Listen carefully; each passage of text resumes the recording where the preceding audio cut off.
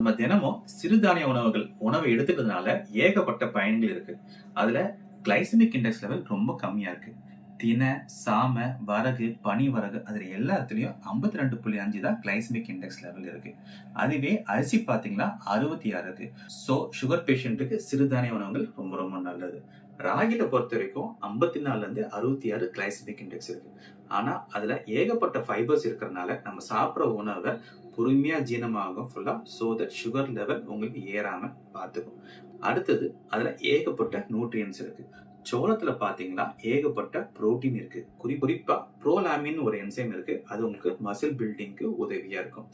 அடுத்தது wait லாஸ promote பண்ணும். அதுல ஏகப்பட்ட ஃபைபர்ஸ் இருக்கறனால உங்களுக்கு வெயிட் லாஸ ப்ரோமோட் பண்ணும். ஃபைபர் இருக்கறனால உங்களுக்கு வயிற்று பிரச்சனை, குறிப்பா உங்களுக்கு அந்த இன்ஃப்ளமேட்டரி பவுல் டிசீஸ் வராம உங்களுக்கு தடுக்கும். அடுத்தது உங்களுக்கு பாத்தீங்கன்னா ஹார்ட்டுக்கு ரொம்ப ரொம்ப நல்லது.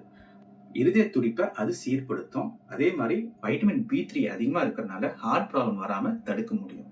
அடுத்தது நரம்புக்கு பாத்தீங்கன்னா உங்களுக்கு குறிப்பா பனிவரகு உங்களுக்கு நரம்புக்கு ரொம்ப ரொம்ப நல்லது. அதுவே வரகு பாத்தீங்கன்னா உங்களோட கொலஸ்ட்ரால் லெவல ரைஸ் பண்ணாம பாத்துக்கும். அடுத்தது தினை பாத்தீங்கன்னா அது ஸ்டார்ச் ரெசிஸ்டன்ட். நம்ம சாப்பிடுற ஸ்டார்ச்னால வர சுகரை ஏறாம அது தடுக்கும் ஃபுல்லா. அடுத்தது உங்களுக்கு ராகி பாத்தீங்கன்னா அதுல ஏகப்பட்ட கால்சியம் ஃபைபர்ஸ் இருக்கு. சோ சுகர் லெவல் ஏறாம பார்த்துக்கும். தினைன்னு பாத்தீங்கன்னா அதுல ஏகப்பட்ட ஃபைபர்ஸ், புரோட்டீன் எல்லாம் இருக்கு. குறிப்பா இந்த சிறுதானிய உணவுகள் எல்லாமே உங்களோட இம்யூனிட்டியும் பூஸ்ட் பண்ணும். சோ எதிர்ப்பு சக்தியும் பூஸ்ட் பண்ணனால உடம்ப ஆரோக்கியமா வச்சுக்கும். அது எப்படி சாப்பிடணும்? எடுத்த உடனே எல்லாமே போகக்கூடாது. ராகி இல்லைன்னா திணையில இருந்து ஆரம்பிக்கணும். ஏன்னா இதெல்லாம் லைட்டர் கிரெயின்ஸ். சோ வயிற்று பிரச்சனை வராம உங்களுக்கு இருக்கும். சில பேருக்கு எடுத்தோடனே உங்களுக்கு வரகு, பனிவரகு போக ஆரம்பிச்சீங்கன்னா வயிற்று பிரச்சனை, அஜீரண பிரச்சனை எல்லாமே வர வாய்ப்புகள் இருக்கு. So start slowly. அடுத்தது யாரெல்லாம் சிறுதானிய உணவுகள் சாப்பிடக்கூடாதுன்னு பார்க்கலாம். குறிப்பா அஜீரண பிரச்சனை இருக்கவங்களுக்கு இதை அவாய்ட் பண்ணிக்கிறது நல்லது.